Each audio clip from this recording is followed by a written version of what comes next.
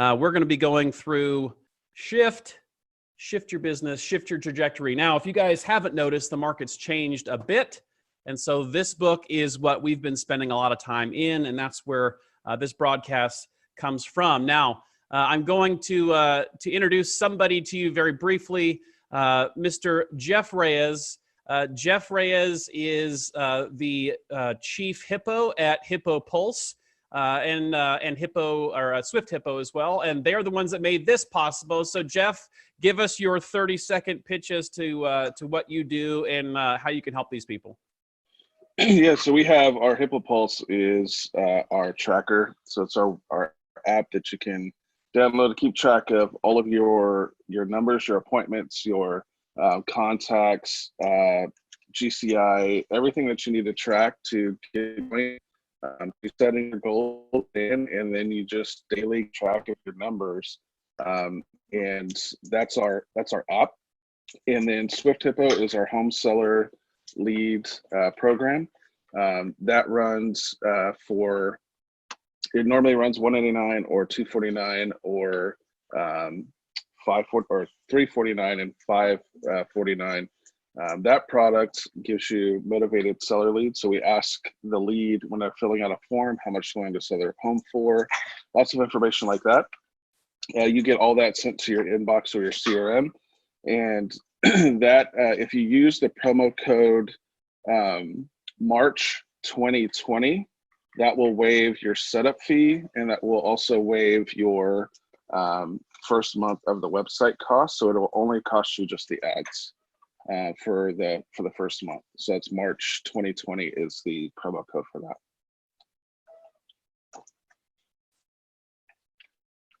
Appreciate that, Jeff. If you guys haven't checked it out, what's the website before we move on, Jeff?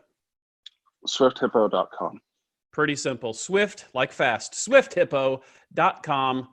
Great tool. We use it on our team across the country, produces great results, and the cost per lead is pretty incredible. So we'll be talking about lead generation today, but just know that that's something that we definitely want to take a peek at. And thank you, Jeff. I'm actually drinking my coffee from my Swift Hippo Yeti mug that he sent me. So cheers. All right, let's jump into it. I'm going to trust you all have your shift book out and handy. If you don't have a book, that's okay. Have something to write on. We'll be able to keep you moving through this with us. And at the same time, you're going to want a copy of it. Now, here's the thing. Jeff and I were talking the last couple of weeks as we were preparing for this, and I was really, really overly ambitious. And Jeff just laughed at me a week ago. He said, well, what are you going to cover? Which tactics? And I said, well, we're going to cover 1, 2, 3, and 12. And he just laughed at me. Well, I have to tell you that he was right. There's not a chance we're getting through 1, 2, 3, and 12. We're going to focus today on tactics 1 and 2. Tactics 1 and 2. Now, we'll do another call like this next week. We'll go through tactics 3 and 12. And then the following week, Jeff is going to, or he's offered to, if there's enough interest from you all, tactic 4 is find the motivated lead generation. And that is Jeff's specialty. How do we find people online? And so Jeff has offered to teach tactic 4 for us in 2 weeks, to go through tactic 4 specifically and some hacks and some tips on how you can find the motivated, find the leads at little to no cost to you compared to some of the other opportunities or options out there. So that's kind of the plan of attack. Anything I'm missing there, Jeff? The only thing, man, is if you haven't, I would suggest going on to Keller Inc., the guys that printed the shift. This is the spiral bound. They call this the leadership edition. I highly recommend you getting this. It's got a laminated card at the front. So if you have any questions on anything, the Keller Inc. also has the MREA, the Millionaire Real Estate Agent book. They also have a leadership edition that has all this in here. So if you're ever like, where was that one section where it's talking about whatever? It's got it right here. And then it's also got it tabbed for all those subjects as well. So if you're somebody who's a little slow like myself, this book tabs and all that stuff. It's kind of like having the training wheels on your Bible. Same thing. Training wheels on your Bible. You heard it from Jeff himself. All right. So definitely get a copy. But here's what I know, guys. We know that shift tactic 1 is pages 7 through 28. And I know that you can read. And if not, if you can't read, I don't know how you got on this call because I don't know how you would have connected the dots. So I'm assuming you can read. I'm assuming you have and will read Tactics 1 and 2 on your own as well. The purpose of today is not to read it all to you. The purpose of today is to hit some of the high points, extrapolate what's probably most important, or at least in our opinion, most important and relevant today.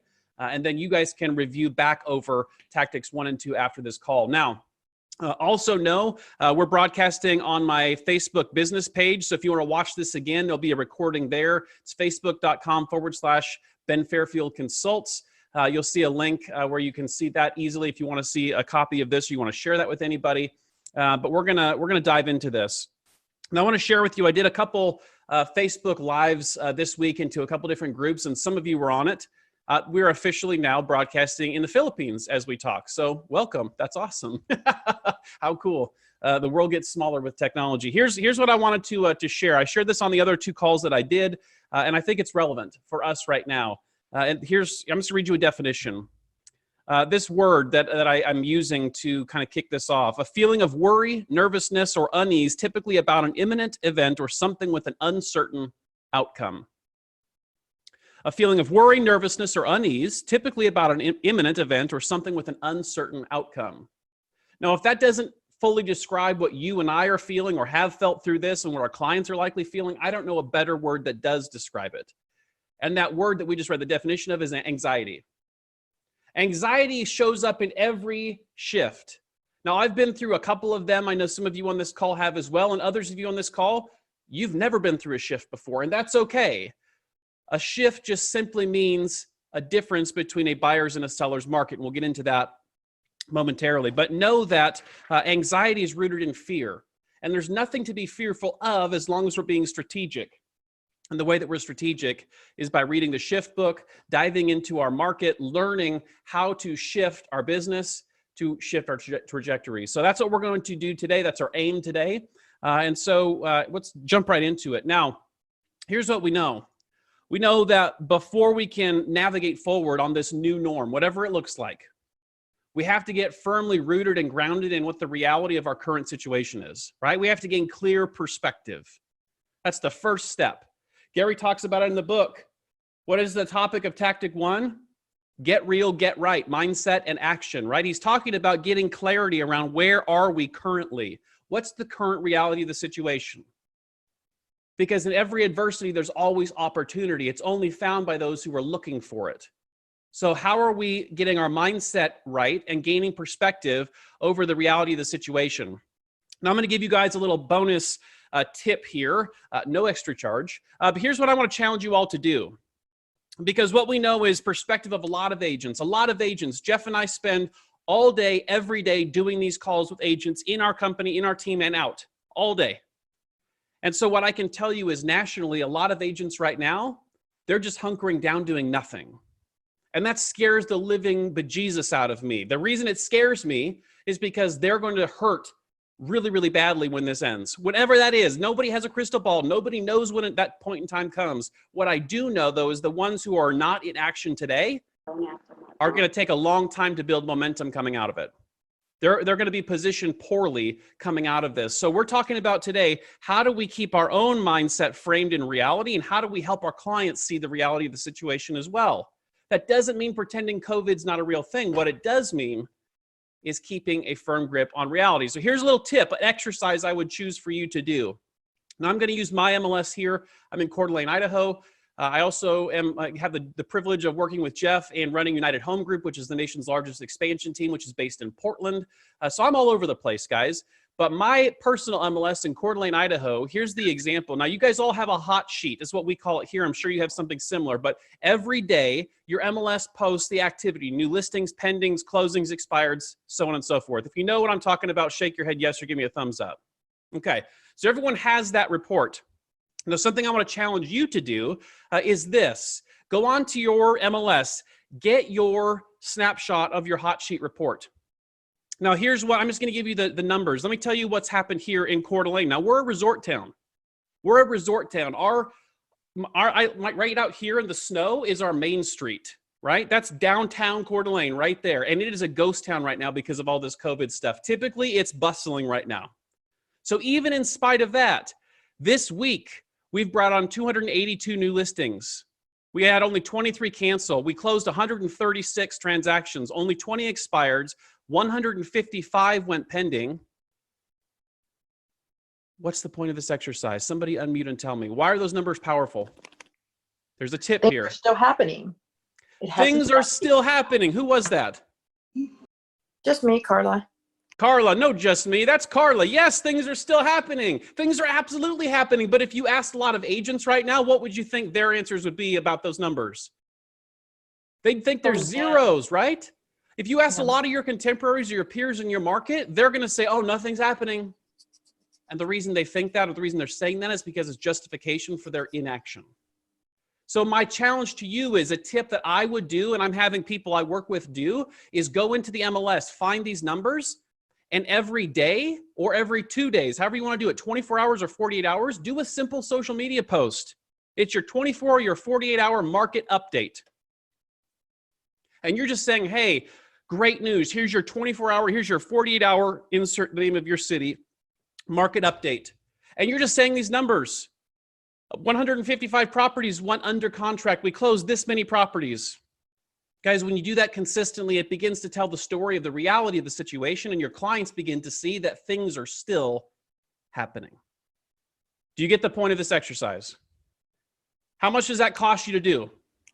Nothing. $0. So I want to challenge all of you to take my advice there. Take that challenge. Take the opportunity to just do that simple thing, that little simple thing, to tell the story and share perspective with the people who are around you and watching you on social media. Jeff, anything we're missing on that one?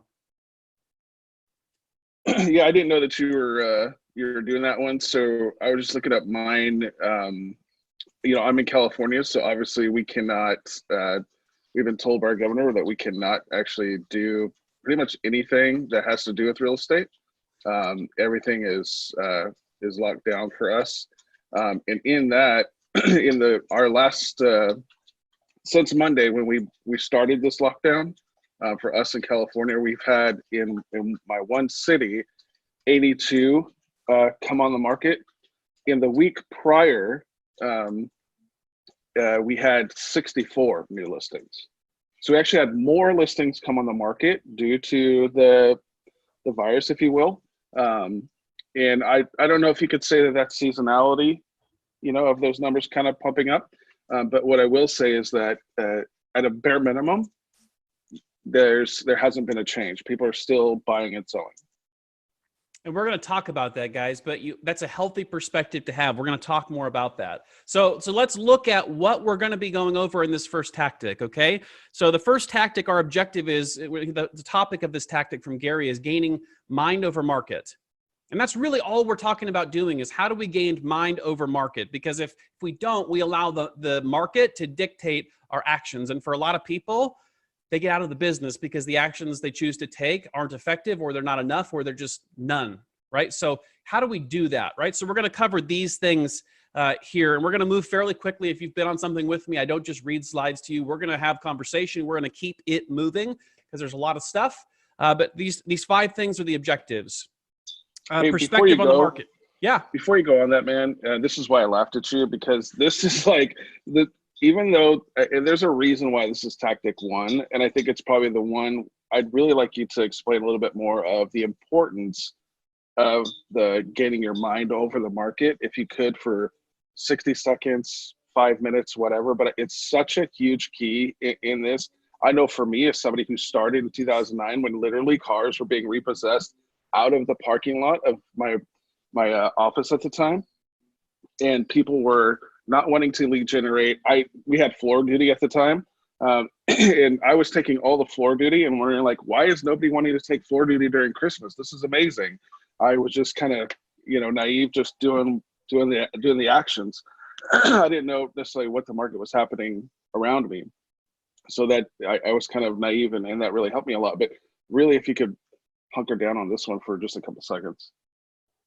Absolutely. So it makes me think of a quote. So I'm a certified John Maxwell trainer, coach, and consultant. And so we had a webinar. He did a 3-part series webinar. And I know some of the people on here may have been on it as well, but I know a lot weren't.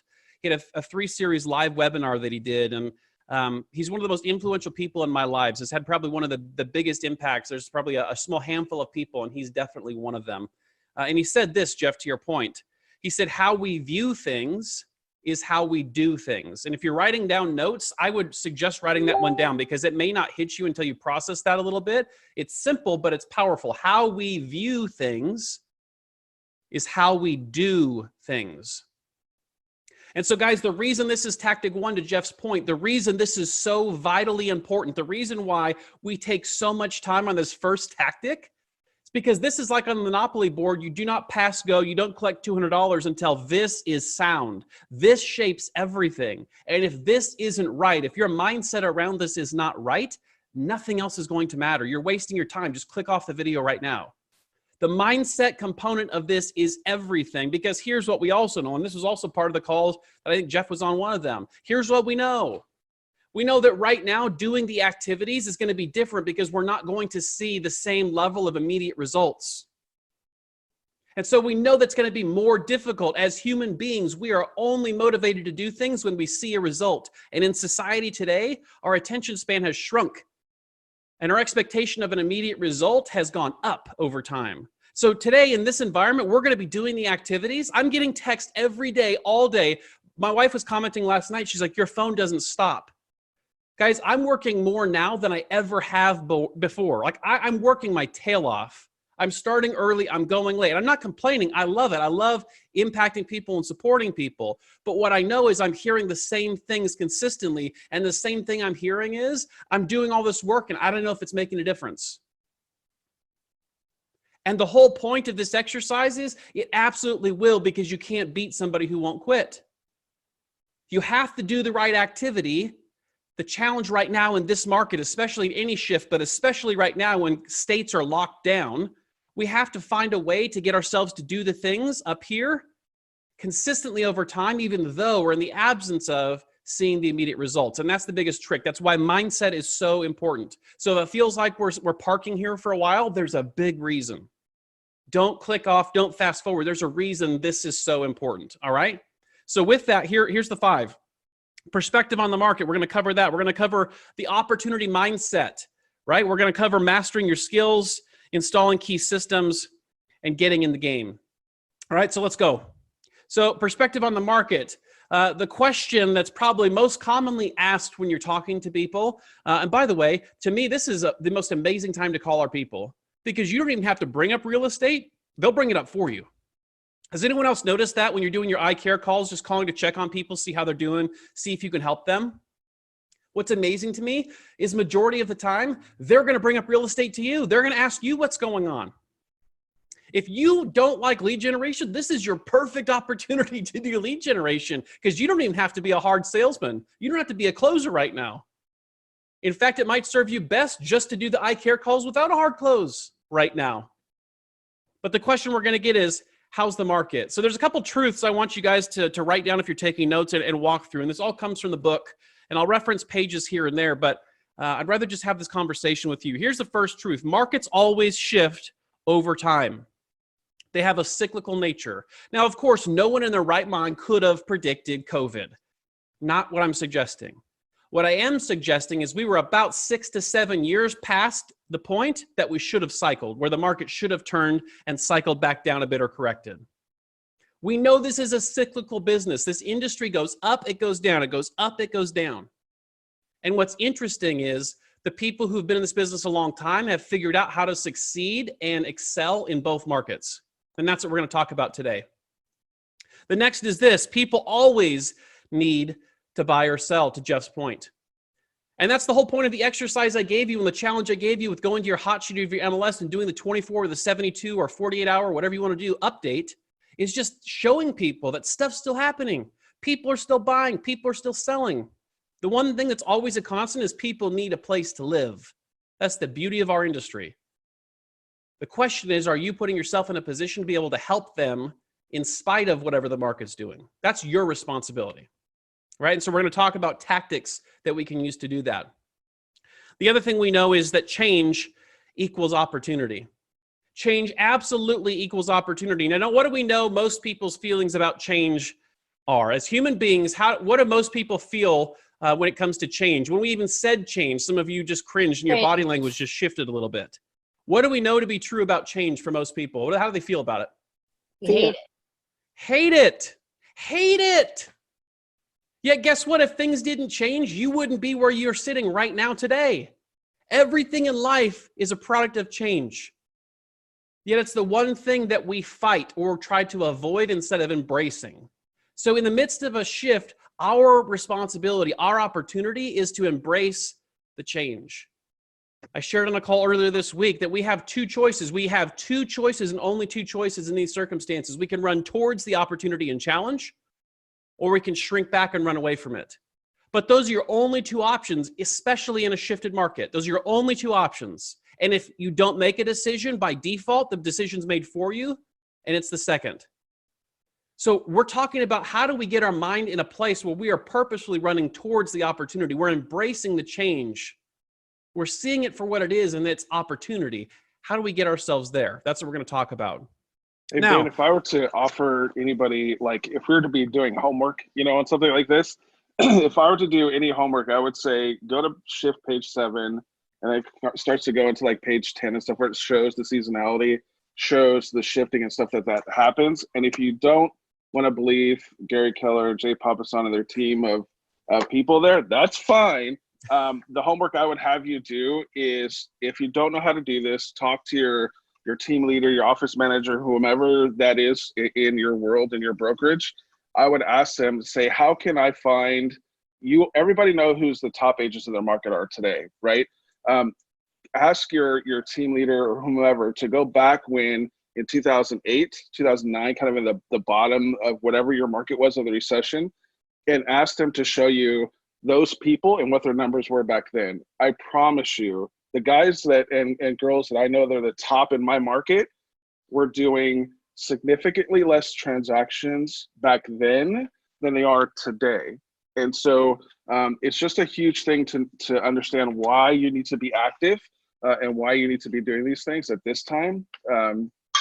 Just go back and look at those numbers. That also should tell you that those people not only survived, but thrived through that market. So that should really help to kind of calm you down. If you're anything like me, numbers help you calm down. Truth helps you calm down, right? I'm not building anything off of emotion. I'm building off of facts. And what I know to be facts, not nation, not state, not county, but in my city, I know that there were people who did the work, did the activities in this time that we're in today, and are now, netting over $300,000-$400,000, where the average person income in my market is like $48,000 a year. Absolutely. It's all perspective again. It all comes back to mindset and perspective, right? Like having a clear perspective as to how things got to where they are, what they really mean, allows us to know how do we best and most strategically move forward. Now, what you see on your slide right here, basic, we're not going to go into it, but you guys understand supply and demand, I hope. When demand exceeds supply, high prices. When demand or supply exceeds demand, demand's lower than supply, we have low prices. Now, side note for our current situation, again, in this conversation or these conversations we're having around all of this stuff, understand we're talking about general shifts, and we're also going to talk about the actual COVID, the current shift as a result of COVID, okay? So for our current shift, the difference between this shift and any shift in the past is that our housing market going into this shift was extremely healthy. Rates were low, demand was incredibly high, supply was low. Here's what I want you guys to understand. The housing market always is what brings the United States economy out of a shift or a recession. Always, every time. You can chart it as far back as they've been keeping track. So the good news is our housing market was the healthiest it's ever been going into this, meaning once we can get a handle on this virus, the recession or the recovery should be fairly swift. We should come out of this fairly quickly because we still have a lot of demand. We still have a low supply, and we still have incredibly affordable money. The rates are still low, and they're projected to continue to be there, okay? Here's what the fundamental truth of shift, any shift. And if you guys don't know this, if it's me and you aren't, like, can't say this without thinking about it, you need to have a picture of this printed and put at your desk. Because this is not only how we understand the market we're in, it's how we identify a shift before it actually fully happens. And so here's what we know. The way to measure this, and these are adopted by NAR too. This is not just Gary Keller's opinion, right? So take it for what it is. It's truth. A seller's market's when we have less than 5 months worth of inventory. A balanced market's when we have between 5 and 7 months worth of inventory. And a buyer's market is when we have more than 7 months worth of inventory. So right now, guys, we still have low inventory. Now, what could happen when this all shakes out? We may see a spike, more inventory coming on the market. But the good news there is we still have a ton of demand. So even if we see an unusual amount of listings hit the market, we probably still have the demand to be able to take those down and to move us forward. This is good news. Yet what you should always be doing, for me, when I was selling, and I still watch this nationally, every month you should be looking at your MLS to see what your month's worth of supply is. Because what you're going to see is you're going to start to see trends. And the whole key and shift is be able to see what's coming before it shows up. Because most of your competition, they're not paying attention. And they don't see this until it's too late. So the numbers always tell a story. This gives you the opportunity to be ahead of the curve. Now, we need to then, for perspective purposes, we need to have a conversation around what are buyers and sellers likely thinking in times of a shifted market. What are they likely thinking? So first, we talk about the media. Now, here's what I know. I want you guys to consume less media. If you want to take anything from this call, my advice to you is to consume less media, specifically in times of shift. I mean, all the time. I've cut cable for years. I get the Wall Street Journal, and that's my outside news outlet. Like, that's it. Consume less media.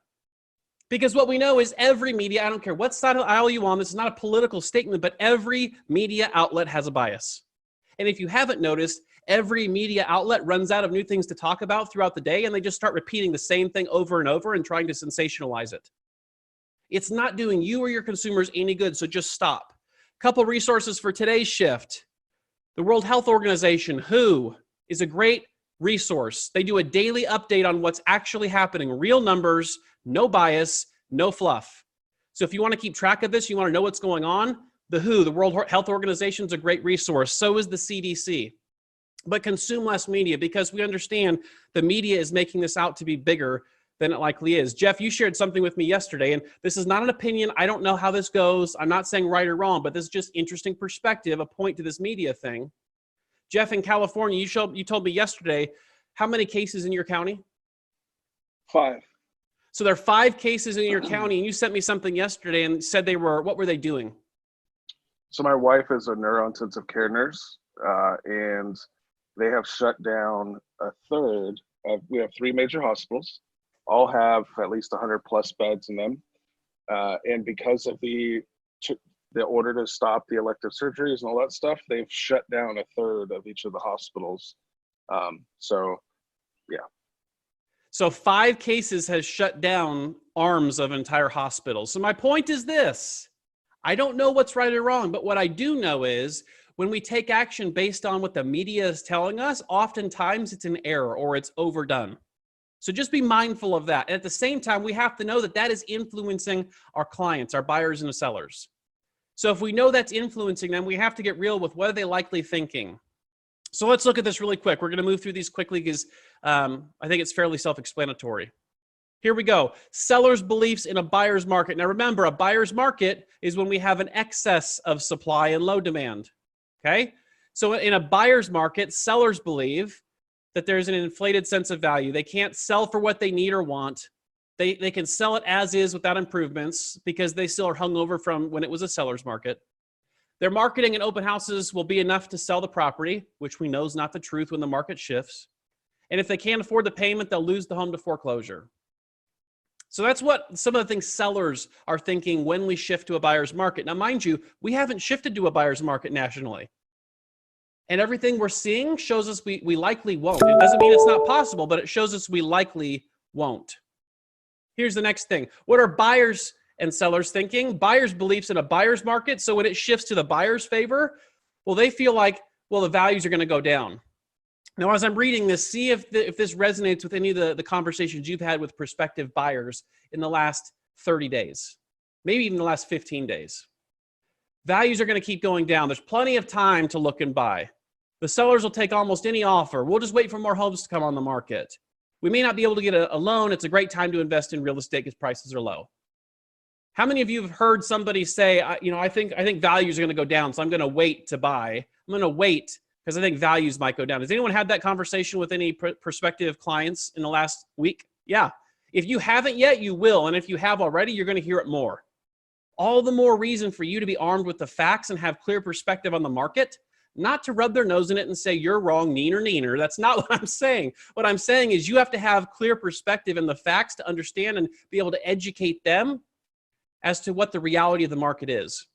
Again, remember, if their only perspective and their only outlet to this or resource for information in this is the media, they're probably justified in thinking what they're thinking. Our job is to help bring a clear perspective and reality to the situation for all those around us. Now, here's what I also know, and we've talked about this. We know that there's opportunity in every market. Opportunity in absolutely every market. Yes, including right now when the game has changed. Right now, even there's opportunity in the market. And so what we're talking about is an opportunity mindset. So how do we shift our mind to be in a place where we see opportunity all around us when most other people are seeing constraints, seeing the negatives? How do we get our mind there? So I think first we have to just go over some truths. First off, market shifts. It's a way of life. It is what it is. My sign right up there, you probably can't see it, but my sign right up there says, suck it up, Buttercup, because I say it all the time on trainings, and somebody finally got me a sign that says it. Suck it up, Buttercup. This is what it is. You and I can't control it. So we can either be a victim to it, or we can suck it up, Buttercup, and we can find a way to succeed in spite of it. And that's what we're talking about today, is how do we succeed in spite of all of this stuff? Markets are always in transition. And if you got in after the Great Recession and you've never been through one of these before, guess what? This won't be your last one if you make it through this. Markets are always in transition. They're all either going up or they're going what? Down.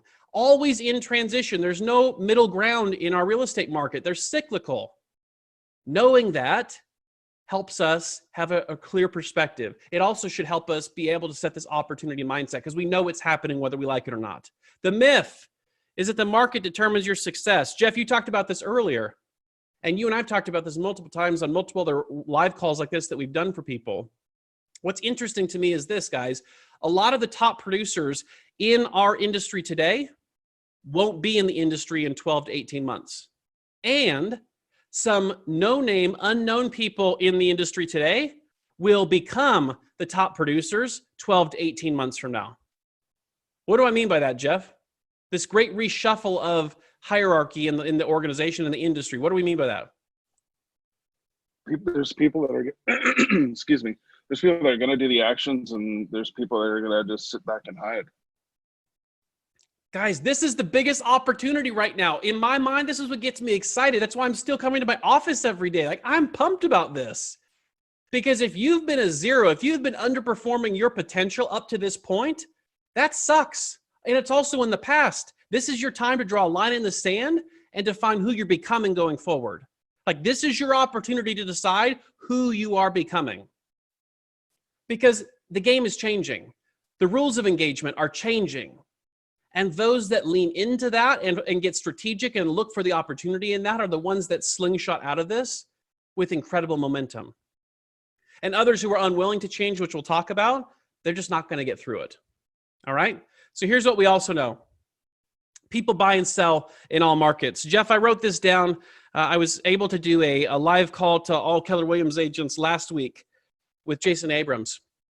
And we had a call prepping for it. And Jay Papazan, who's actually the co-author of the Shift book, was on with us. And he made this point. And I want you guys to really think through this. If you were in the market after the Great Recession, you know that 2011 was really kind of the lowest of lows as far as business goes before we started ramping back up. And even in 2011, still over 4 million homes sold in the United States. So even in the worst market that we've seen in our careers, in our lifetime, there were still over 4 million units that closed nationally. Guys, what we have to understand is a lot of our competition, they're being ostriches right now. They have their heads in the sand. They believe like nothing's happening, and it justifies them to sit home and do nothing. And for those that say that's what it is and complete crap, and they don't buy into that mindset and do the work and do the activities consistently, even in spite of seeing the results, they're the ones that are going to get the benefit long term. Now, here's what I also know. 3 of the last 5 recessions we've had in this country have actually had price appreciation. I'm going to say that again, because if you aren't writing that down, you're nuts. 3 of the last 5 recessions in our country that we've had, we've seen price appreciation. Most people automatically think recession means home prices going down. And statistically in our country, that's not the case. 3 of the last 5, we've seen prices go up. Are we likely to go into a recession from this? It's likely. I'm not an economist. I'm not saying we are or I don't know, but everything I'm seeing says it's likely we will go into a recession as a result of all this. We're going to take a hit. At the same time, the 3 of the last 5 recessions didn't negatively impact the housing market. We actually saw price appreciation. Our clients and we personally, if we own a home, saw price appreciation. Here's what we know. In up markets, proactive and reactive lead generation produces results. In down markets, only proactive lead generation works. Jeff, what do we mean by reactive versus proactive? You have any ideas or examples of that since you're like the lead gen guru? You keep calling on me when I've got something stuck in my throat, man. You're a jerk. So proactive meaning the way I look at proactive is I'm whatever was getting me the appointments that I was getting yesterday. If I'm seeing the market change, that means I'm going to have to be doing more work, right? So if the market were to correct, like the stock market corrected and we lost like 35% of value. If the housing were to lose 35% of value, that means my commission check is going to lose how much? 30 to 35% of my, right? So that means I need to increase my lead generation efforts to make up that if I still want to make the same amount of money. And so with knowing that if I'm proactive and I were to say, I'm betting that the market is going to drop housing prices by 20% or 15% or 30, whatever the number is that you think it's going to do, you need to go and adjust your lead generation numbers to get to where you know how many contacts, because maybe 14 contacts a working day for you got you the business that you wanted. But when prices change 20, 30, 40%, whatever it's going to be, I need to proactively think about what are the numbers that I need to start lead generating today to have the business that I want 3, 6, 9, 12, a year, 2 years from then. And as the shift book continues, the market that we work, we won't lose that market as long as we keep doing those same activities. Yeah, we're going to dive into that, guys. And you bring up a great point, Jeff. I was going to say it later, but I think it's timely now. Guys, write this down if you're taking notes. Gary has taught this for years.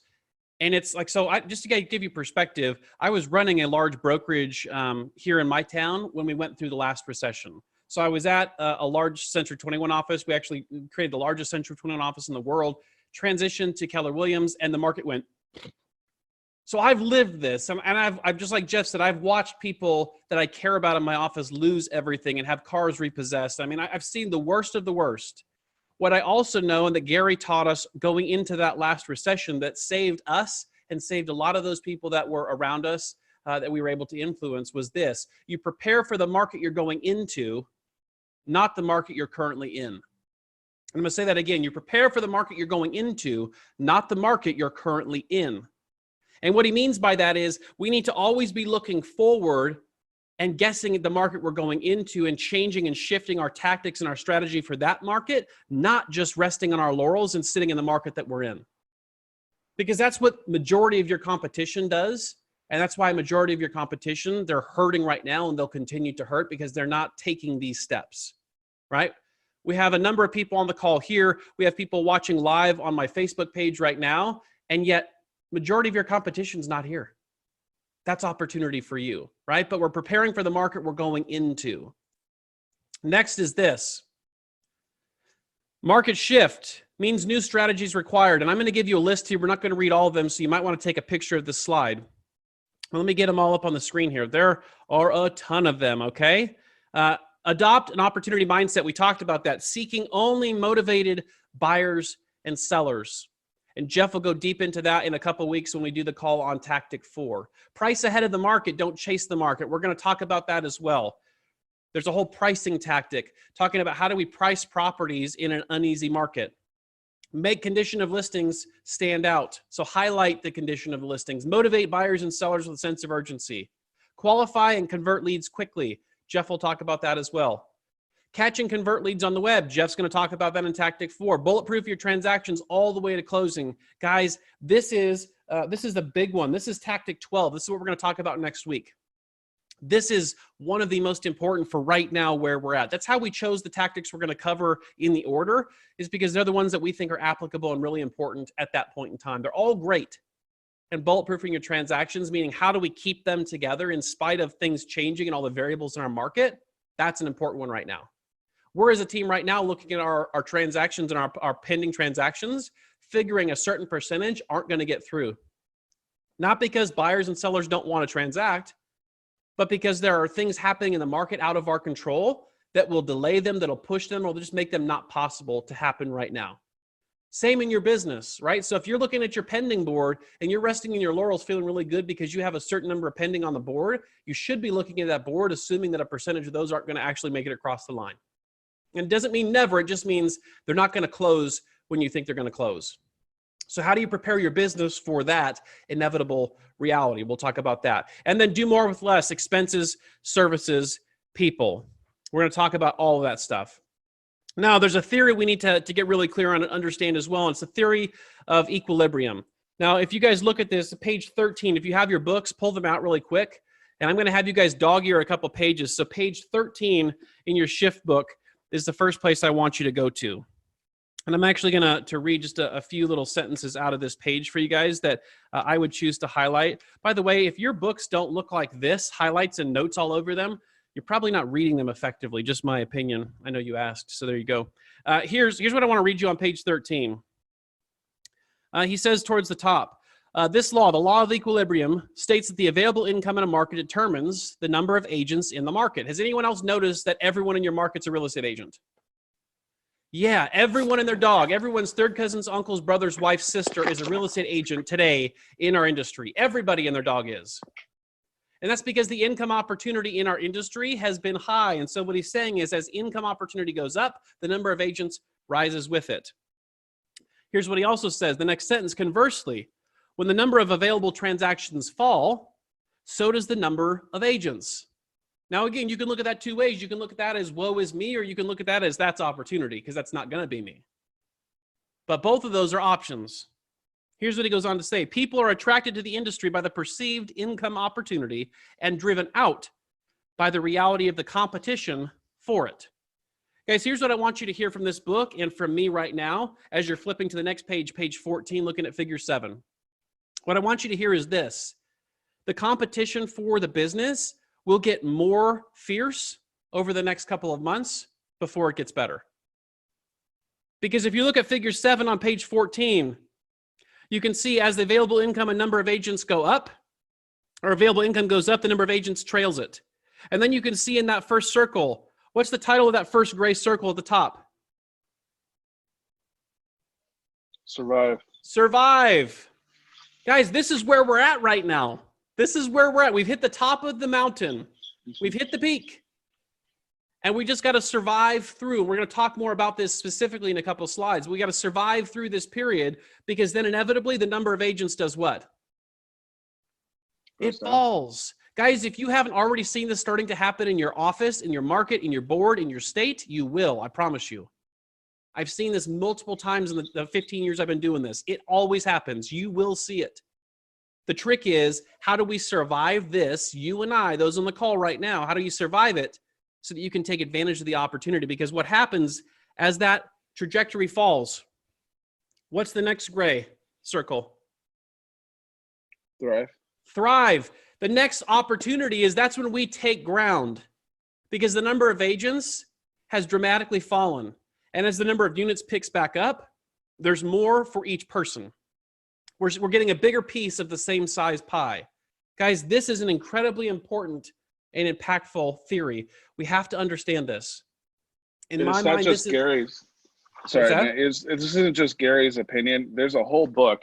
It's super thin, so it's my kind of book. It's a staple. It's called Who Moved My Cheese?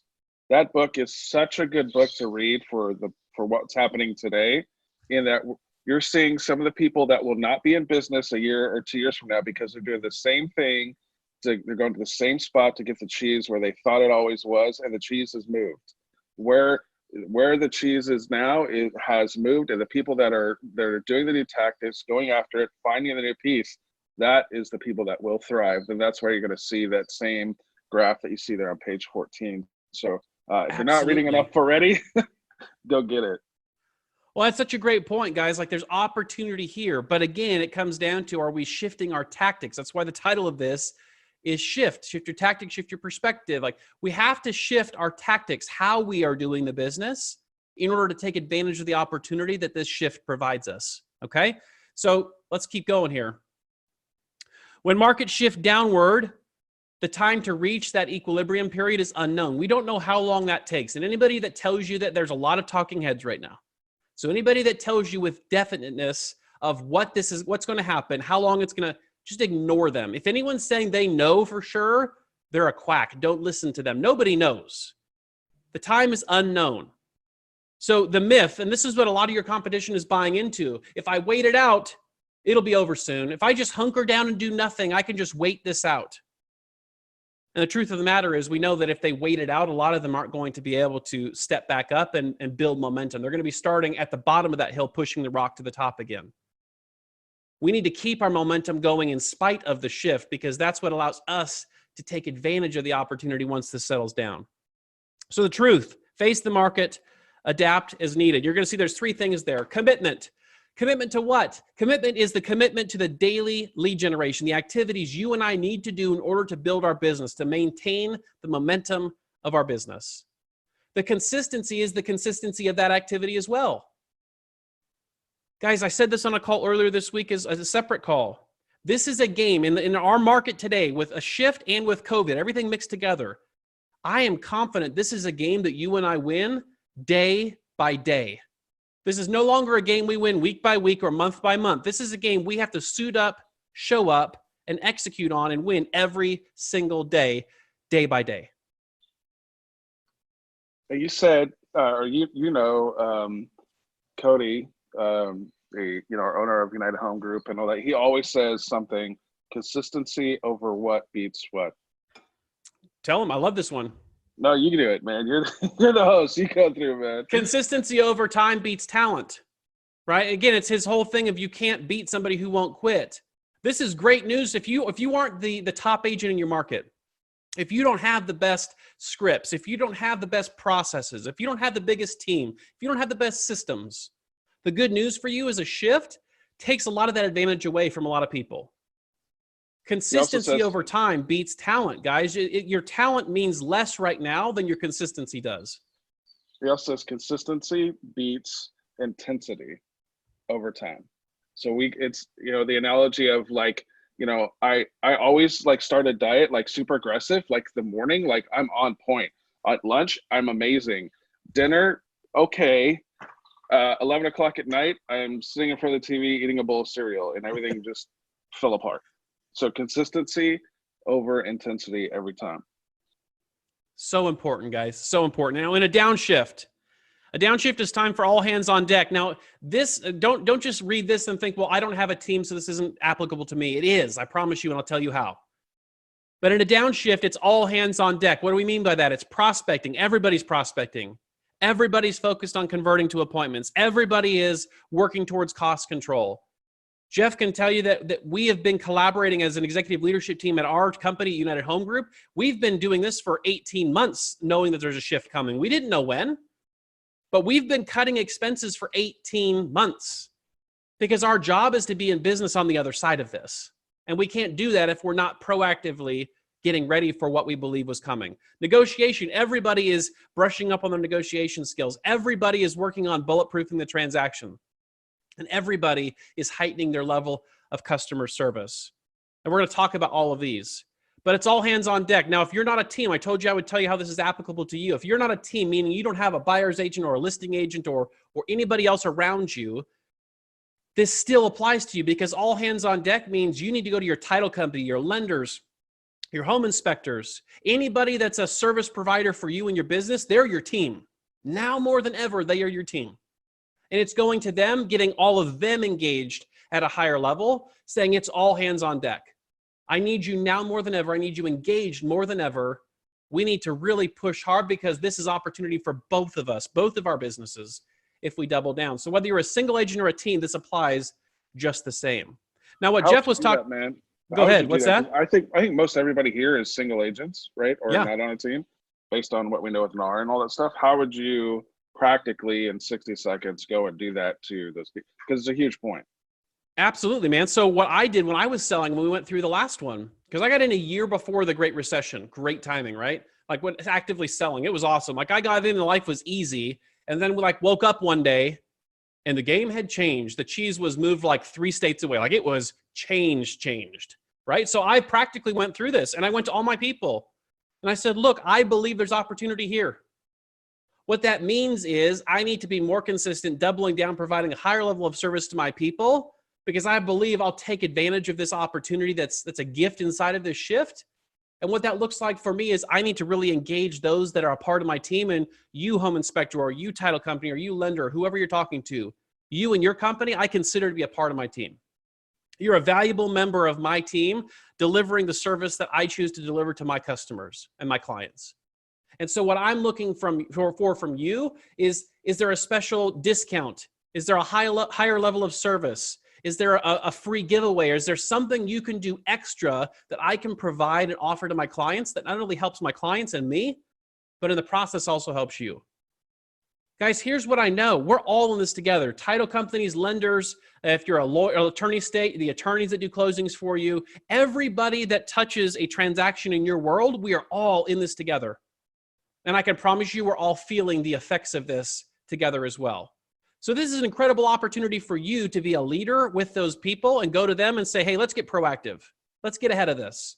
What can we do to position both of our businesses ahead of this and to be able to take care of more people in the process? So here's what we know. This is what Gary says in Tactic 1 again still. He says this. He says, we're going to gain market share in a slowing market. And if you guys have been through a shift before, you've seen this firsthand. We gain market share in a shifted market. So when the market first shifts, let's look at this on the left side. This agent here has 20% market share in a really busy market, right? There's a lot of transactions, there's a lot of agents, and so their market share represents 20%. That's really good. A lot of us on here would love to have 20% market share. When the market shifts, our focus has to shift to just maintaining that market share. And everything we've talked about does just that. It just maintains the market share. So we're not looking how do we go out and gain more market share initially. We're just looking at how do we circle the wagons and protect our business to maintain the market share that we already have. Now, the reason that's powerful is this on the next slide. As the market picks up, that same 20%, what was 20% market share before, as the shift continues, the number of agents goes down. So what was 20% before, when the market recovers and we start on the uptick again, what was 20% in this example now goes to 50% market share. Because in a growing market, we switch from maintaining market share to increasing market share, and the market does some of that for us. This is why Gary says the market share that we gain in a downward trending market, the market share we gain in a shifted market, we rarely ever give back. This is what he's talking about. I'm sure you've heard him say that. The market share that we gain in a downward shifting market, we very rarely ever give back. This is what he's talking about. This is why all of this is so important right now. It's delayed gratification, but the market share you pick up based on your mindset and the strategic actions you begin to take in the shifted market right now pay you after this shift finishes, as we come out of this tumultuous time, as we recover from this and the market picks back up. There's less people competing and you have a bigger piece of the pie than you had going into the shift. And guys, I've seen this with countless agents all across my MLS and across the country. This happens every time. Jeff, I'm sure you've seen this in California multiple times too. Yeah, and I think a good point, man, to re-emphasize what makes this so true, of not giving that up. I personally think relies on your ability to consistently over time connect with your database. That is what's going to keep your market share there, because you're going to gain clients that, you're not really stealing, but I guess you are, stealing from people who aren't working So you're doing the activities that nobody else is doing. So that's why you're gaining your market share. The only way that you're going to keep that market share when things get better is if you stay engaged with your database. Something that Cody says all the time, he kind of used that illustration of turning over rocks, trying to find deals. That's lead generation. The follow-up, that is where I build my business, right? So the follow-up and staying constantly intact. I know the top 4 or 5 agents in my market were all REO, short sale, huge guys, right? And girls. And the reason why they have teams that are huge now is because they stayed in contact with all those people. All the REO agents that I knew that are gone now never stayed in contact. They just were doing the business and they didn't stay in contact. They had huge market share, but it plummeted to 0 because they did not stay in touch with their database. Yep. And somebody else adopted those people out of their database, right? They became property of somebody else's database. And that's the opportunity for one and the downfall for the other, right? So you get to pick your poison and pick which one you are. I just want people to understand that you're not going to magically gain market share and magically never give it up. There's Correct. work that's involved to get that market share, and there's the work that's involved to keep that market share. 100%. That's a perfect segue, because then the way we do that, the how behind all of what we just talked about, is increasing our skill set. Increasing our skill set. So now this isn't going to be on the screen. So if you're taking notes, you might want to get ready to write some of these down. But I put together a big list of skills that I would be focused on if I'm you in this market right now. And this also comes from Gary, so don't take my word for it. Trust one of the smartest minds in real estate, okay? Here's if I'm assessing my skills, and based on Gary assessing skills, here's the collective list that we've come up with. First question that you need to ask yourself. I'm going to give you a bunch of questions I would ask myself right now. First question is, do I know my market numbers backwards and forwards? Do I know my market numbers backwards and forwards? Meaning, if I came to you after this call and said, how many homes came on the market the last 24 hours? Do you know that number without having to look it up? That's what we're talking about, knowing our numbers backwards and forwards. The next one, could I be more diligent about prospecting? Like, this is, you're answering the question for yourself, so no judgment, but I'm guessing a lot of you, I know the answer to that question. Could I be more diligent about prospecting? Guys, now more than ever, your prospecting activity matters. It matters now more than it ever has, and it likely ever will for the foreseeable future. It matters. How diligent are you being with it? Have I tried other sources for leads? Is my unique sales proposition clear and concise? And the key, does it reflect what my customers need in the current situation? Is my unique sales proposition clear and concise, and does it capture or address what my clients need in the current situation? So if you answered no or sort of to any of those questions, we have a little bit of a problem. And there's an opportunity on the other side of that problem. It's time to put a plan together to shore those things up, okay? So here's what we know. We know we need to be students of the market at this point in time too. Data and numbers are your friend. I don't care if you're a detail person or not. I don't care if you're a high C or not. It doesn't matter. You want to thrive through a shift, the numbers and data need to be your friend. They need to be a close companion of you for the next foreseeable future. The reason is the numbers tell us a story. The numbers show us trends, okay? Do you know your local and national statistics? If you guys want some of these national numbers, and you also want to be notified of future calls like this weekly, go to my website, benfairfield.com. You'll see a newsletter button. You have to click there to subscribe. It's a 2-factor authentication, so you have to actually go to your email and click yes, because I don't send spam. But go to there, sign up for the newsletter, and I'm going to periodically send out at least monthly national stats to help you with that portion of it, okay? But you have to go to my website, benfairfield.com, click on newsletter, do the subscribe process, and you'll get those. But do you know your local numbers? I can help you with the national. Do you know the local numbers? Because national numbers are only part of the equation. If you can't explain how the national numbers correlate and relate to your local numbers, there's no context or no valuable context. So do you know your numbers? Do you know the best buys in your market? Are you studying what's on the market in your area, knowing what the best opportunities and the best buys are? Jeff, I know you and I, when we were selling, we used to have best buy lists that we would share with people, right? So we would just scour the MLS and see what we thought were the best buys. People were signing up to get access to those lists all day long, all day long. Every open house, I would always have get somebody to check in. I'd give them a list of all the current foreclosures that are around that neighborhood and let them know, hey, after this open house, I'll go open up whatever door you wanted to. Yeah. Huge opportunity, guys, and it costs you nothing, right? We're not talking about spending a bunch of money here. We're talking about being strategic. All right, so the next thing, we need to brush up on our communication skills. We need to be great communicators.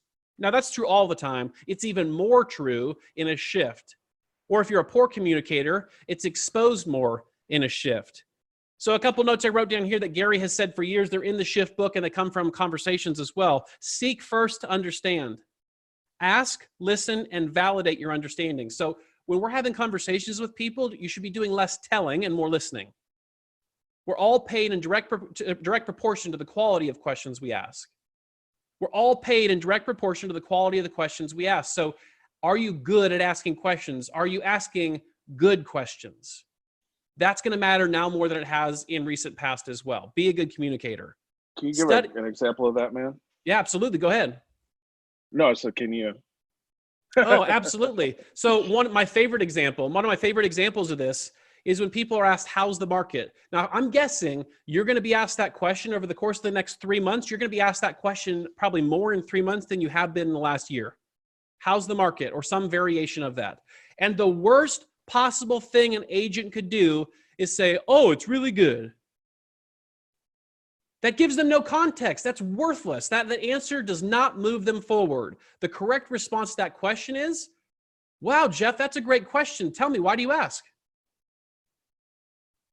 What are they going to give me, Jeff? When I ask that question, why am I asking that question? What comes from that? They're either going to give you their motivating factor for asking that question, or they're going to give you their fears. They're going to tell you what they're thinking, rather than you telling them what you think. 100%, guys, they're going to lay their cards on the table. And oh, by the way, if you look at your hot sheet, not every aspect or every price range in your market is doing fantastic. And even before this, not every price range in your market was doing fantastic. So to give a blanket statement to a big question like, how's the market? And your response is, it's great, it's crazy, I'm so busy. That's worthless. The truth is, it matters what market they're looking at. Why is that important to you? They're going to tell you, I'm looking to buy or I'm looking to sell. I need to get more context as to what they're looking for so I can give them a higher level answer. And when I give higher level answers by asking higher level questions, I'm going to make more money because I'm going to attract more people and I'm going to be able to help more people successfully. Does that make sense to everybody?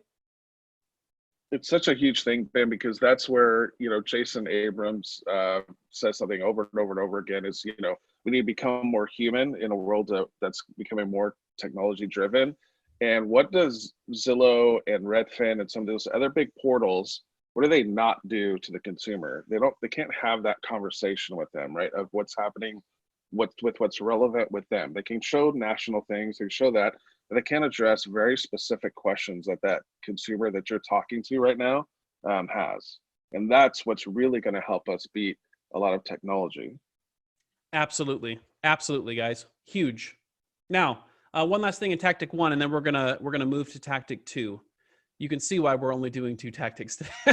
There's a lot of stuff here, and I trust you're getting value out of it so far. But there's a lot of stuff here, and this is, like we said, foundational to the rest of what we're going to go through in our time together in these conversations. So this next one that I want to talk about that he goes over in shift tactic 1 is pricing.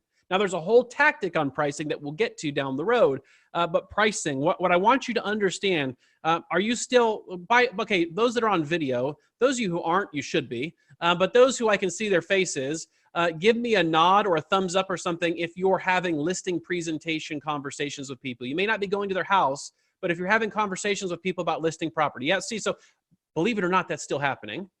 What I want to challenge you to do is in a time like this, in a shifted market, our approach to pricing has to shift as well.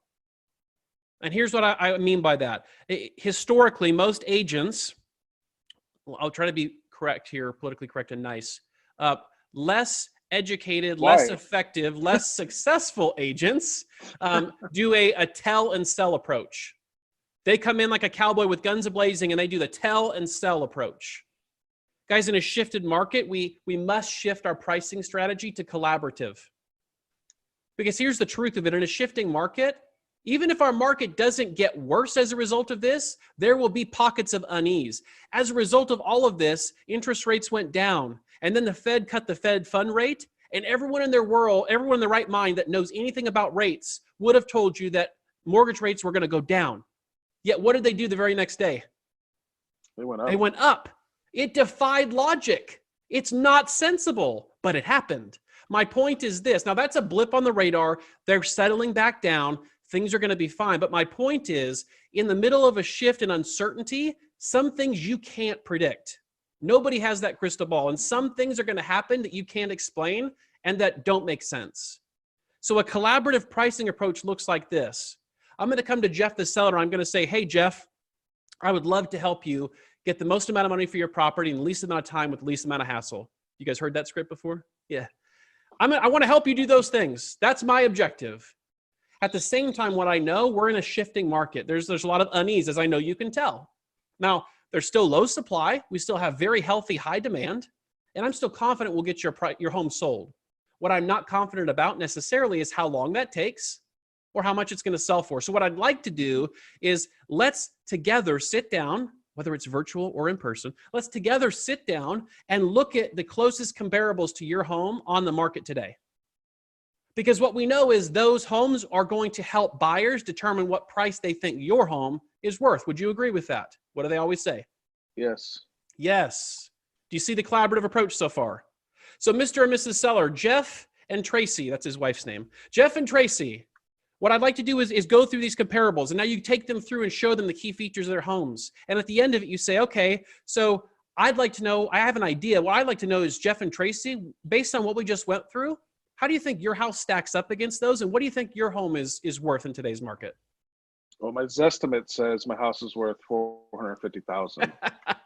I'm not even going down the Zestimate path. We're not going there. If you don't know how to overcome that objection, you can call Jeff or text Jeff. But the point is this. We're bringing them into the process. And now if they author it, write this down. If they author it, they own it. If you sell and tell, if you set the price and it doesn't sell, whose fault is it? Whether it is or isn't, whose fault is it? It's your fault. They're pinning the tail on you because you're the donkey in that situation. That was PC too. I didn't say the other word. Okay, so here's what we know. If you set the price and it doesn't sell, that reflects on you. If we, seller and us, set the price collaboratively together and it doesn't sell, is that a different conversation? Say yes. It's a completely different conversation. So I want to talk to you or encourage you to shift from a tell and sell approach to listing and pricing properties to a collaborative approach. It doesn't mean that you still don't price the property and that you still don't come up ahead of time with what the property's worth, but you engage them in the process of getting to your price. Does that make sense to everybody? I think a simple script, man, to get through that is kind of looking at, it's like the real estate market. We're like driving a car, okay? And yes, we're looking at the solds, and all that is where? It's in our rearview mirror, right? So the rearview mirror can tell us what's happened in the past to help us know what's going to happen into the future, but I don't drive my car in reverse, right? I drive by looking through the windshield. And so what I'm doing is saying, hey, let's look at the windshield of what's happening in our real estate market, and to the best of our ability, price it so that we can get that going. Now, if we were to price it, say, $10,000 below what it should be, if the market responds the way that we think it should, it'll just drive it up. We'll get multiple offers. We'll get to that number anyways. I'm not saying that we want to drop this 20%, or anything like that. Nothing crazy. I'm just saying, like, hey, if we miss the mark by 5 or 10 grand, we're going to get multiple offers to get that back up. Absolutely. Keep this in. Yeah, go ahead, Shannon. Sorry. You said if they offer the price, they will own it. If they set the price, if I set the price, it's my fault if it doesn't sell for that price. And then what was that last part where you said if we collaborate the price? Sorry. It's a different conversation. When we collaborate, we take a collaborative approach and process to finding and identifying the price. It's a different conversation if it doesn't sell or if a variable shows up that we weren't anticipating, because we set the price. So together, collaboratively, we walked through the steps to set the price. And now they're clear on how we set the price, what we based our price on. so that if something changes that we couldn't have foreseen, it's more understood as to why, rather than, oh, see, you were wrong, I need to go find a different agent. Does that make sense? Yes. Thanks. That's the whole concept, the collaborative versus the tell and sell. All right. Shift tactic 2, we are moving like a herd of turtles. And we're going to move quickly through this one because we're only on until 10. We might go a little bit long. But I want to really spend a little bit of time here too, because guys, this is important. This is incredibly important. And I told you before, Jeff and I and our executive leadership team have been working on this for 18 months in our business. We didn't know what was coming or when it was coming, but we knew something had to shift. Something was coming. And so we've been purposefully working towards this and through what I'm sharing with you for over a year. And so if you're just starting now, that's okay. And at the same time, don't tune out right now if you're a single agent thinking this is only for teams, because I promise you it's not, and you'll see that. All of us, everyone listening to this, every agent in our industry needs to take this shift tactic 2 to heart. So shift tactic 1, we got our mind right, we gained some healthy perspective. Tactic 2, now we begin to get more strategic and we begin to actually move the needle in certain areas of our business. All right. So here's what we're first starting with, margin. Now I see Kevin's on the call. Kevin knows margin all too well. Kevin was a banker. Yeah. Right. So I'm not telling Kevin this because it's not news to Kevin, but margin, if you don't know, I mean, you all know what margin is, but if you don't want to publicly say you don't know, I'll just read it for you just in case. Margin, here's the definition. It's the difference which exists between net sales and the cost of doing business. Simple. It's the difference between our net sales and the cost of doing business, right? That's our margin or our profit margin. Now, out of this, in our margin, what do we pay? What comes out of margin? What do we use that to pay for? I'm going to go to Kevin. You can unmute yourself because you have a really nice microphone. Because if you're not subscribed to Kevin on YouTube, you should be. He does a great job of doing market updates. So what is the margin used to pay for? If you could figure out how to unmute yourself, Kevin. I got to pay attention now. Yeah.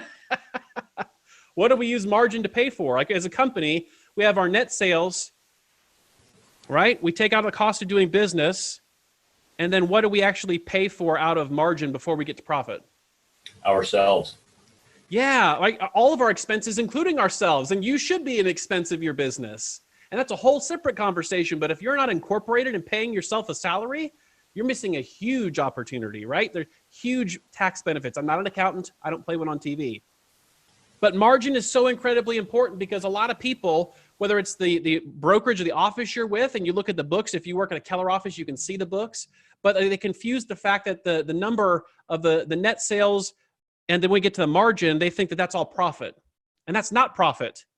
Profit comes after we take our other key expenses from that point. So that's why this is so important, because there's a lot of businesses going into this shift that had zero net profit.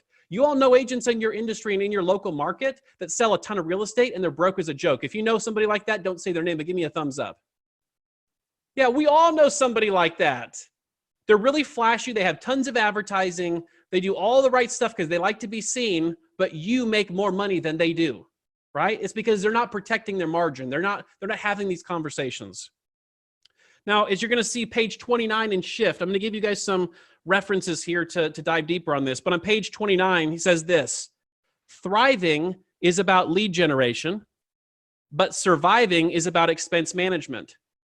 Thriving is about lead generation, but surviving is about expense management. Now, on that figure 7 that we went through, Jeff, the top gray box, was it surviving or thriving? Surviving. Surviving. We have to go through the survival process first. We have to survive the shift in order to thrive on the other side of it. So his point here is thriving is about lead generation. We're not there right now. What are we focused on right now more than anything? Expense management, because we're focused on surviving this shift, right? So I'm sure you guys have heard a lot of people talking about cutting your expenses. That's what we're going to go into and how and what that means. But this is what we're talking about. This is how we come out the other side of this still in business, in order to be able to survive. Then on page 30, he says this: to generate revenue, you generate leads. To make a profit, you manage expenses. So to generate revenue, you need to generate leads, yet to generate profit, You manage your expenses. This is why a lot of the people, you all smiled, a lot of people in your market do a great unit count or great volume count, but they make no money. They're broke. It's because they're generating plenty of leads. They're not managing their expenses. Now, I want you guys to write this down. If you're taking this to heart and you're going to go back and look at this in your business, I want to have you write down 2 things. This comes from a guy that's coached me now for 9 years, business coach Mike Fleming. He's phenomenal. There are 2 ways to increase profitability in any business. 2 ways. Only 2 ways. Now, mind you, Mike Fleming ran Xerox and for the Tandy Corporation back in the day. Like, this guy knows business. Smart guy. There are 2 ways to increase profitability in any business. The first is to decrease your expenses, which is what we're talking about doing, right? That's the first. The second is to increase revenue. We decrease expenses and we increase revenue. What I want you guys to hear is you cannot cut your way to prosperity. You can't cut your way to prosperity. You cut expenses to some point and then you hit bone. You cut through the fat, you get into muscle, and then all of a sudden you're at bone. There's nothing left to cut.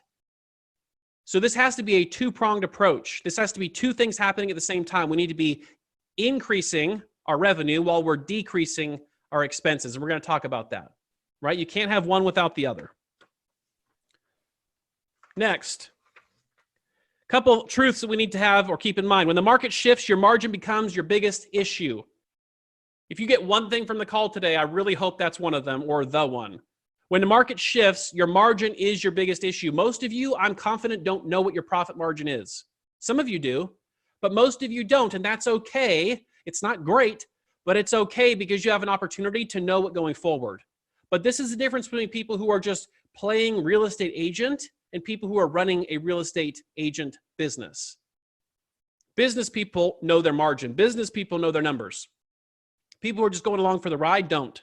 Okay, the next, protecting your margin means saving your business. Gary Keller told Cody and I that our job right now is just to maintain and make sure that our company survives the shift. And he's saying that to everybody. Our job as leaders in our company is to do whatever we have to do to ensure that our company survives this so that we can thrive on the other side of it. Let's be really honest right now. The conversation, hold on really quick, Joe. The conversation that he's having with us is not about thriving. He's not saying ramp up lead gen. He's not talking about doing anything to increase the size of our business right now. He's having a solely focus on doing what we have to do to survive this. That's why survival comes first in that equation. Then thriving shows up after. Go ahead, Jeff. No, that's a huge point, and that's what I was pointing to. When you go page 29, the shift tactic 2, that quote that's right there, he specifically quotes it and says by W. Edwards Deming, "It is not necessary to change. Survival is not mandatory." Yeah, you choose. You choose, right? And some people, again, they're not going to make a choice, and so the choice will by default be made for them. And that's why we see agents getting out of the business in this time of the shift. Here's what Gary said. I love this quote. "Unless it's nailed down, it goes." Now, we're going to bring some context to that here quickly, but unless it's nailed down, it goes. Here's what I want to read you guys some notes that I took. In the short term, everyone in an affected market will feel the downturn equally. But by cutting expenses fast, anyone can thrive in the long term. I'm going to say that again. Make sure you're hearing this. In the short term, everyone in an affected market will feel the downturn equally. None of us are immune. We will all feel this. If you already aren't, you will. We all will feel this. Yet by cutting expenses fast, anyone can thrive in the long term. Guys, what I know to be true is we're all going to make less initially. Like the next 30, 60, 90 days, we're all going to make less than we thought we would or than we normally do. That's just a fact. We can't have this big of an impact in our economy and have it not show up and impact our personal income. That doesn't have to mean long-term that we fail. By taking immediate action, by getting our mindset right, by having clear perspective, by cutting our expenses quickly where we can, by weathering that storm, we can set ourselves up to thrive on the outside edge of this, right? So keep this in mind. It's really, really important. Now, one of the ways we do that Gary says is by measuring the market. This isn't just talking about the real estate market. It's even more specifically talking about your reach within your local market. So let's talk about that. So there's 6 things that you want to monitor on a regular basis, according to Shift. 6 indicators that if they're shifting, they should be red flags to you saying you need to do what you need to do in order to begin the process of shifting your business to weather the storm. 6 things. Number 1, when you see an increase in activity.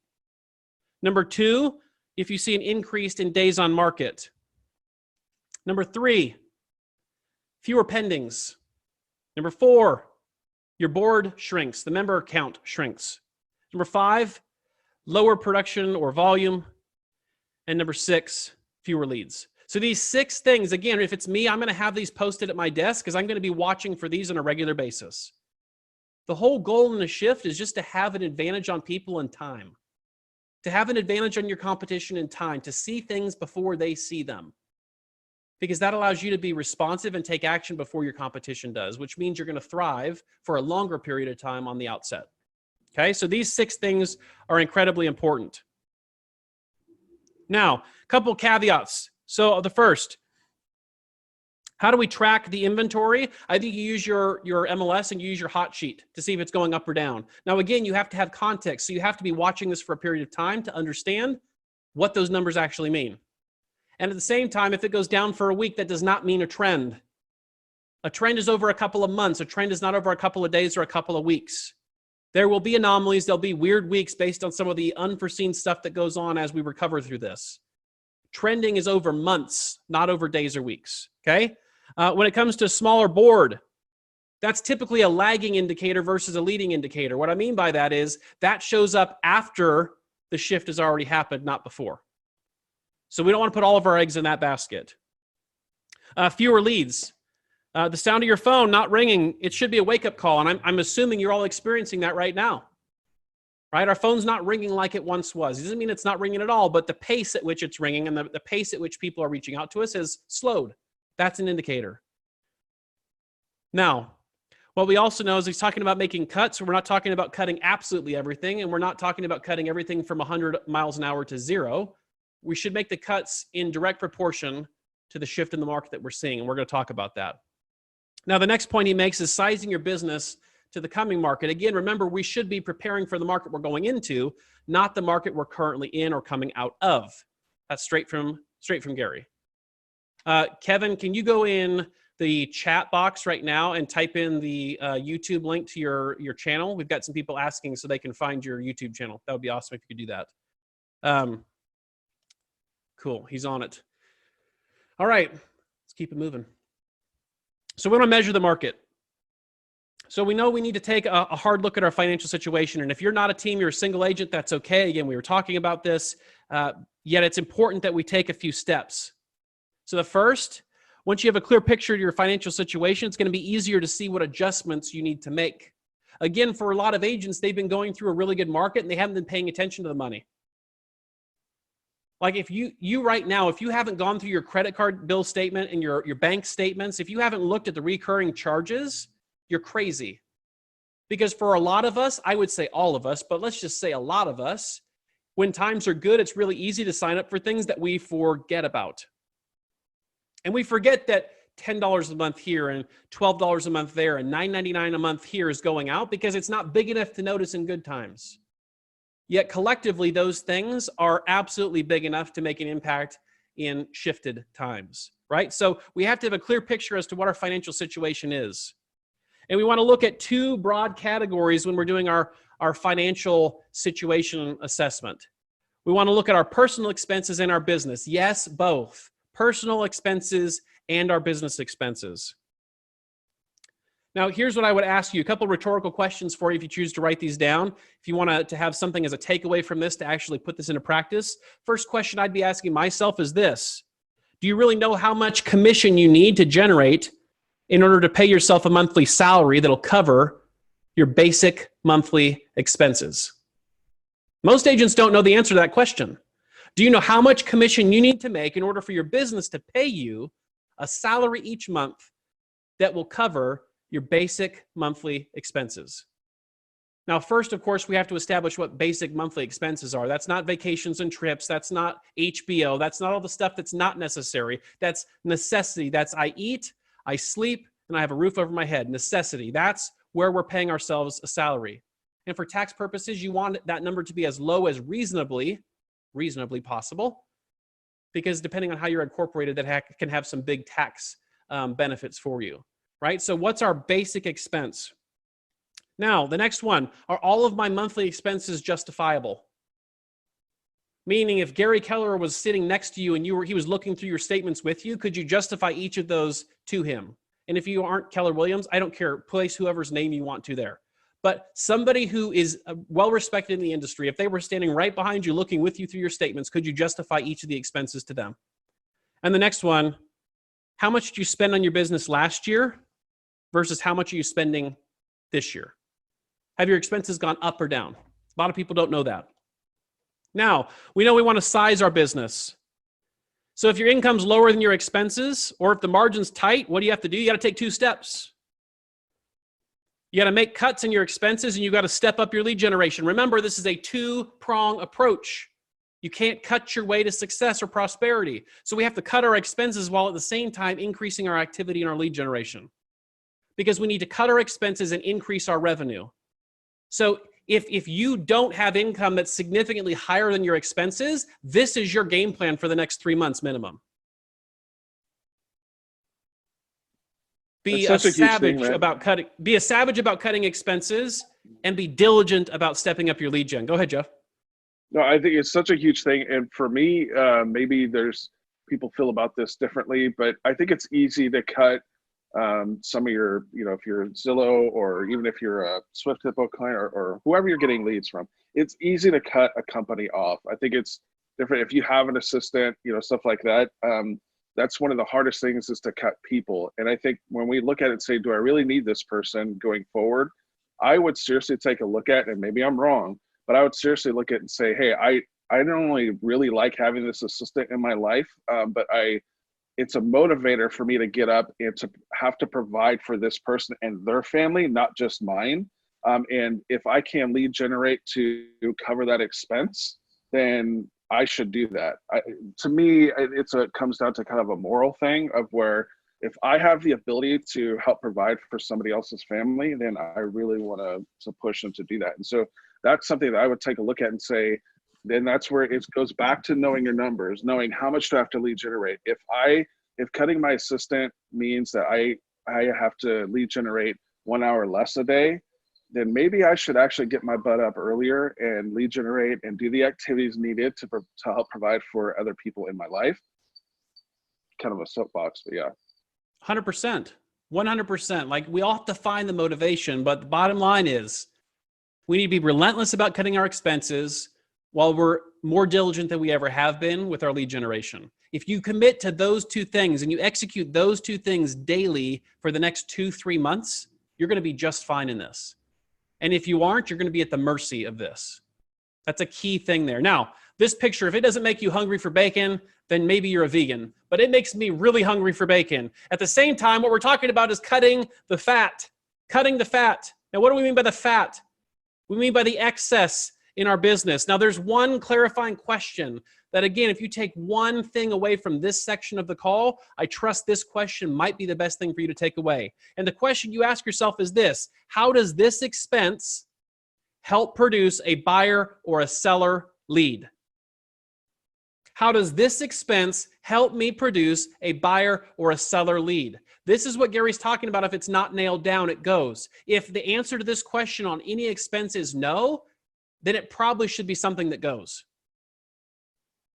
How does this expense help me generate a buyer or a seller lead? Really important question as you're looking through your statements and making these decisions. That's the lens I would be looking through. That's the lens Gary's teaching us all to look through. And that's the lens I'm looking through for our team that's in over 23 states right now, is this question: how does this expense help us generate a buyer or a seller lead for our partners? And if it doesn't, it's changing right now. I promise you. It's changing in big, big ways. Now, Ben Kinney had done something where he said, going back to the assistant, is when he hired his assistant, he was extremely clear to that person that your job is to help keep me focused on money-making activities, right? And that person now runs his multi-million-dollar world. So you can still have an assistant, you can still have those people in your life, as long as they keep you, like you're saying, going back on, does this person help me in my lead generation and in my business? 100%. 100%. And guys, shameless plug here, but it's true. You could spend money in a lot of different places. And if it's for us, we're like Jeff and I had the conversation for our team. We're taking a lot of steps as far as moving money and taking some stuff in-house to be able to generate more leads for our people at a lower cost for the company, because we're just committed to this.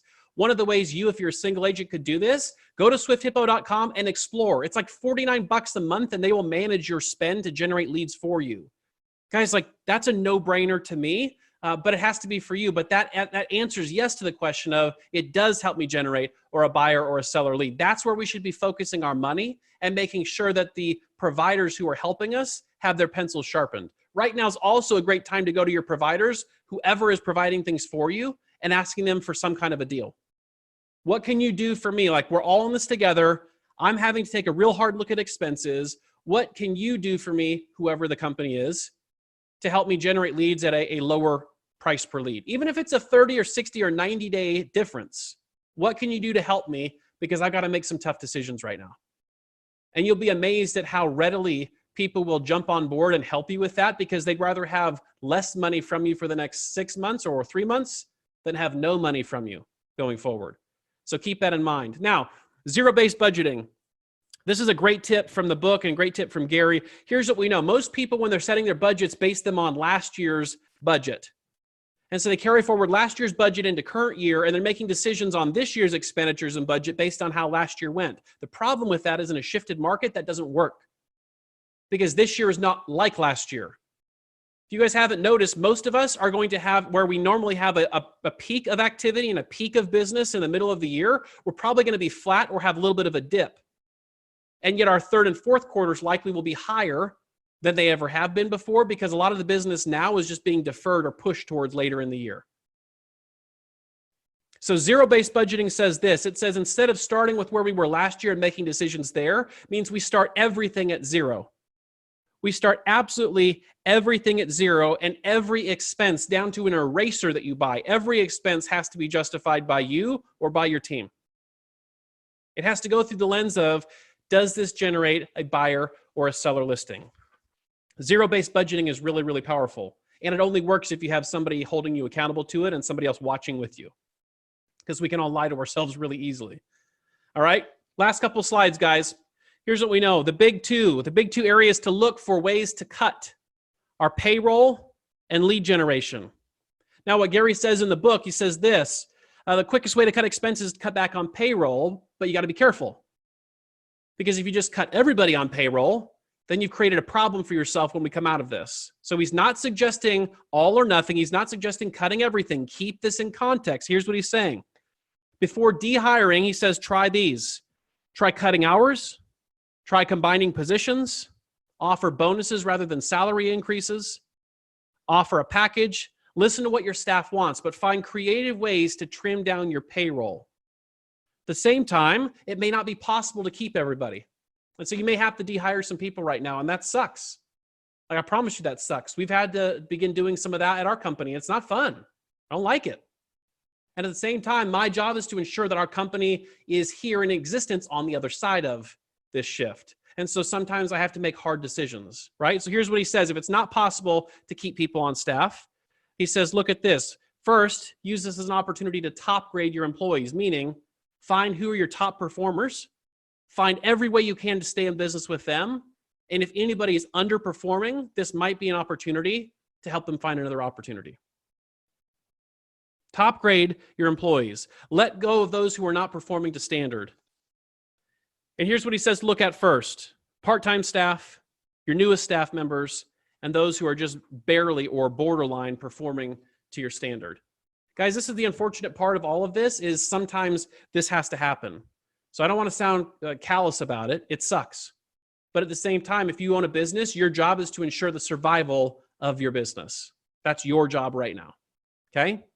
In a shifting market, we're not going to go through all these, but there's a key distinction here. And he talks about this in the Millionaire Real Estate Agent book. He talks about the difference between prospecting and marketing. In a shifting market, your lead generation, should be focused on prospecting and enhanced by marketing. Now, some agents through good markets get heavily weighted towards the marketing side because they don't want to prospect. It's called prospecting avoidance. And so when we have cash, we'll buy marketing to avoid having to call people because we'd rather have people just call us. So here's what Gary says. In this market, we need to make sure that our business is more heavily balanced in the prospecting favor. And so if you already are perfect, double down there. If you're not, find a time, an opportunity, and a path, come up with a strategy to shift the business there. But prospecting, lead generation, network, which is like networking, prospecting FSBOs and expireds, holding more open houses, community involvement. And if you're a mega agent or a team owner, this is time where you engage more. Like Jeff and I got to go back. We've been back multiple times with Gary, which is awesome. But we were just back a couple weeks ago before all this really got crazy. And what I love about this, and Jeff and I talked about after spending a couple of days there, was that here's a guy who's a billionaire, who doesn't need to work, who's already established his legacy in this industry, and who's the first one into KWRI and the last one to leave each day today. He is. Gary Keller.